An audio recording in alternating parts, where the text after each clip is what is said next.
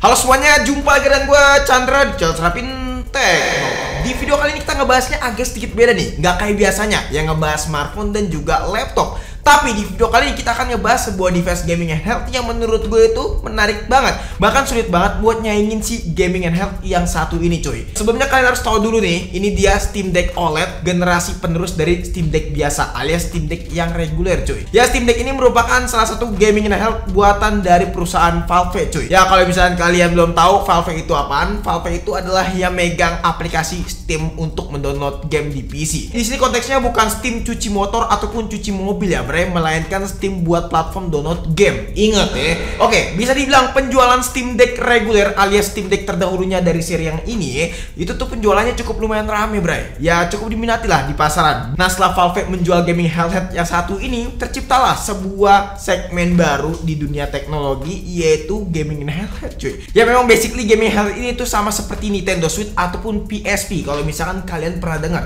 Cuman di Steam Deck ini ya teman-teman, gaming headsetnya itu agak sedikit beda. Ya di gaming headset kali ini, ya di gaming headset kali ini tuh bisa main game layaknya seperti di PC cuy. Nah, kalau yang ini ya, Steam Deck itu menggunakan sistem berbasis Linux Arch cuy. Ya, Linux Arch. Linux Arch. Linux Arch. Ya pokoknya gitulah bacanya ya. Yang jadi salah satu keunggulan gaming and health yang satunya ini, cuman yang gue lihat gaming and health buatan dari brand seperti Asus, terus juga MSI ataupun Lenovo menggunakan basis operating system yaitu Windows. Sementara Steam Deck ini menggunakan basis Linux Arch cuy. Yang jadi salah satu keunggulan gaming and health yang menurut gue itu bakalan susah banget disaingin. Sebelumnya gue harus ngasih tahu dulu nih ke kalian ya, bahwa Steam Deck ini tuh nggak masuk resmi di Indonesia. Jadi nggak bisa kalian beli resmi ya teman-teman. Cuman gue punya satu toko yang menurut gue rekomendasi banget nih buat kalian yang pengen beli device Steam Deck OLED ini. Ya salah satu toko yang bisa gue rekomendasiin seperti biasa, yaitu Studio Ponsel. Yang dimana di sana itu untuk garansinya udah aman. Jadi kalau misalnya ada apa-apa bisa langsung kabarin aja sellernya cuy. Nah, kalau misalnya kalian penasaran, klik aja link yang ada di deskripsi cuy ya, tentang terkait produk ini. Oke, pembahasan awal kita mulai dari segi tampilannya terlebih dahulu cuy. Secara look kita bisa lihat ya, kalau misalnya kita compare antara Steam Deck biasa dan juga Steam Deck OLED itu tidak memiliki perbedaan yang cukup signifikan. Di sini dari segi tombol layoutnya masih sama, penempatan trackpadnya pun juga masih sama, ada di posisi kanan dan di posisi kiri cuy. Ada dua trackpadnya, sampai bahkan tombol-tombol dan juga port-portnya. Yang dimana di sini di atas ada tombol USB Type-C, terus juga ada lubang jack 3,5 mm, ada tombol volume up and down dan juga ada lubang fan nih. Lalu di bagian bawah di sini ada slot SD card cuy. Cuman di sini bedanya ada satu aja, yaitu di bagian tombol powernya, yang dimana di Steam Deck OLED ini warnanya beda, ada warna oranye-oranye gitu ya teman-teman. Jadi kalau kita lihat secara tampilan di sini masih sama semua, tapi di balik itu semua yang paling kerasa beda yaitu dari segi layar cuy, yang bakal kita bahas nih. Namanya juga Steam Deck OLED, udah jelas panelnya sendiri di sini pakai panel AMOLED, bukan AMOLED sih, lebih-lebihnya OLED ya. Kalau AMOLED mah punya brand sebelah yang punya kualitas gambar itu lebih baik ketimbang panel IPS ataupun LCD ya teman-teman. Walaupun kalau gue boleh jujur sih, gue tuh belum pernah review Steam Deck yang menggunakan panel LCD. Sebelumnya tuh gue sempet nyobain Steam Deck punyanya si main lagi ya teman-teman, di sebuah event di sana tuh gue nyobain main Steam Deck dengan panel LCD. Dan experience-nya pas waktu gue coba di Steam Deck OLED ini tuh kerasa beda banget cuy. Secara diagonal di sini pun juga kerasa jauh lebih besar ya si Steam Deck OLED ini, karena di seri sebelumnya itu cuman 7 inch aja secara rasional. Dan juga untuk di Steam Deck OLED ini punya ukuran layar yang jauh lebih besar yaitu 7,4 inch. Secara resolusi juga masih sama yaitu 1280 x 800 pixel. Tapi di Steam Deck OLED ini tuh udah support SDR dan juga dukungan OLED panel. Otomatis gambar dan juga warna bakalan hadir lebih pop up, terutama untuk warnanya ya. Dan secara detail juga bakalan jauh lebih tajam karena ada dukungan fitur SDR-nya cuy. Hal-hal tersebut tuh yang gue rasakan yang paling berasa banget pas waktu main game AAA dan juga game-game dengan kualitas gambar yang butuh realistis gitu ya teman-teman. Jadi game-game yang realistis tuh bakalan jauh lebih pop up warna yang dihasilkan dari layarnya si Steam Deck OLED ini. Tapi experience yang dikasih tuh sama Steam Deck ini tuh bener-bener beda cuy, terutama saat kita operasiin gaming headset yang satu ini. Ya karena basicnya ini adalah sistem operasinya Linux ya teman-teman, nggak banyak opsi yang ribet-ribet, terutama buat update-updatean.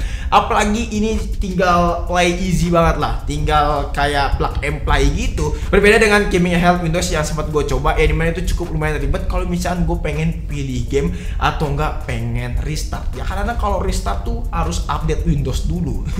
Kan ribet banget ya. Jadi salah satu keunggulan Steam Deck ini yaitu plug and play. Tinggal kita beli dan udah dimainin aja, nggak perlu ribet-ribet setting sana sini cuy. Ya memang basic operasi Linux tuh segampang itu sebenarnya kalau misalkan udah dikustomisasi cuy. Nah, sedikit bahas mode desktop nih ya teman-teman. Ini sih simpelnya mode desktop ini gue nggak bisa ngejelasin panjang lebar pada intinya ya. Karena memang basically ini adalah Linux Arcade dan di sini tampilannya bisa kalian ajak produktivitas kok tetep ya. Buat nyekrit tipis-tipis tinggal pakai keyboard eksternal dan udah. Ataupun pengen nonton video YouTube di browser juga bisa ya. Intinya layaknya itu seperti kayak Windows ya, karena memang ini adalah desktop mode, jadi secara look tuh mirip kayak Windows gitu ya. Cuman ya nggak bisa install aplikasi Adobe Premiere aja buat ngedit video.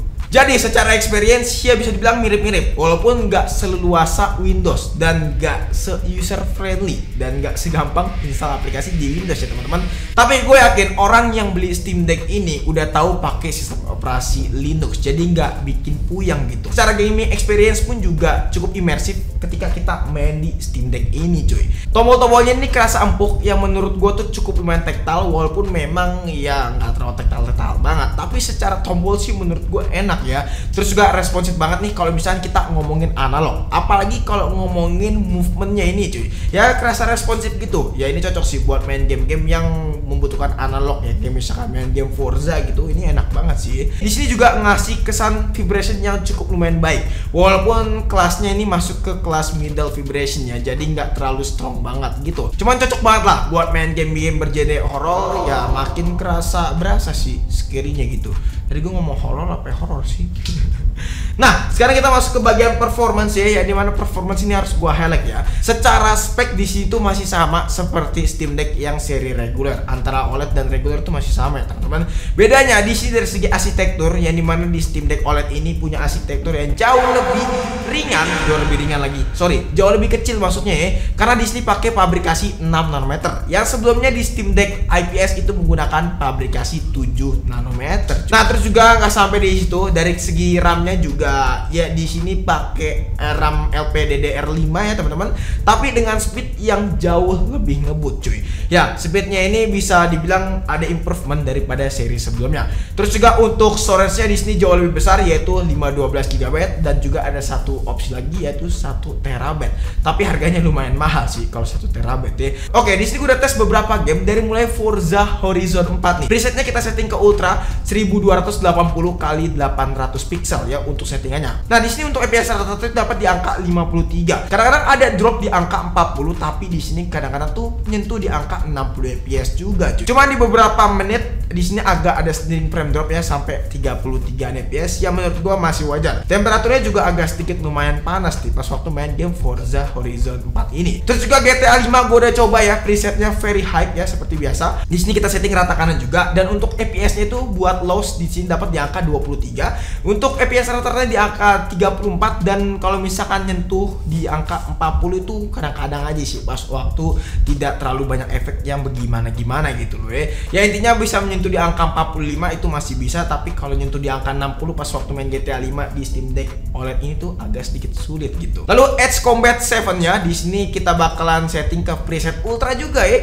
Di sini untuk FPS rata-rata dapat di angka 65, dan kadang-kadang nyentuh di angka 90 FPS. Wow, tapi itu kadang-kadang aja sih. Ya terkadang FPS itu di angka 60 sampai 65 FPS aja yang menurut gua not bad lah. Lalu juga No Man's Sky di sini settingannya Ultra ya teman-teman. FPS-nya itu rata-rata di angka 28, agak sedikit ngedrop ya teman-teman.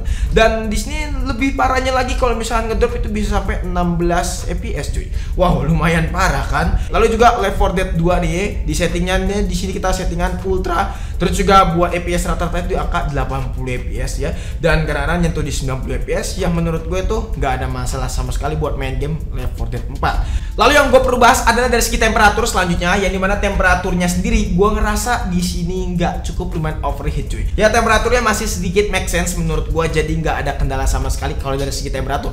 Paling temperatur tertinggi di angka 45 derajat Celcius, dan itu nggak ngeganggu sama sekali karena fan pembuangan panasnya ini ngadep ke atas, dan pas waktu handlingnya tuh kerasa enak-enak aja dan gak ada kendala sama sekali. Walaupun memang tangannya agak sedikit berkeringat aja, cuman itu nggak masalah. Oke, sekarang kita beralih ke kapasitas baterai. Baterainya sendiri di sini katanya upgrade ya teman-teman. Nah, secara screen on time sih bisa bertahan 5 jam, tapi pas waktu gua geber main game GTA 5 selama nonstop ya itu bisa bertahan ya kurang lebih 1,5 jam sampai 2 jaman cuy. Ya menurut gua waktu yang cukup lumayan lama. Jadi secara baterai tuh katanya memang ada improvement, cuman gua nggak bisa benchmark improvementnya itu seberapa kuat gitu loh ya. Tapi sih yang jelas secara kapasitas di Steam Deck OLED ini jadi jauh lebih irit cuy. Terakhir kita pembahasan kesimpulannya sendiri, Steam Deck OLED ini tuh menurut gua worth it banget buat kalian beli. Walaupun memang gua pribadi belum bisa review secara menyeluruh dari Steam Deck yang satu ini. Cuman kalau misalnya kalian nanya apakah worth it beli Steam Deck ya misalkan posisinya kalian tuh sekarang udah punya Steam Deck yang biasa gitu loh, tapi pengen upgrade ke Steam Deck OLED,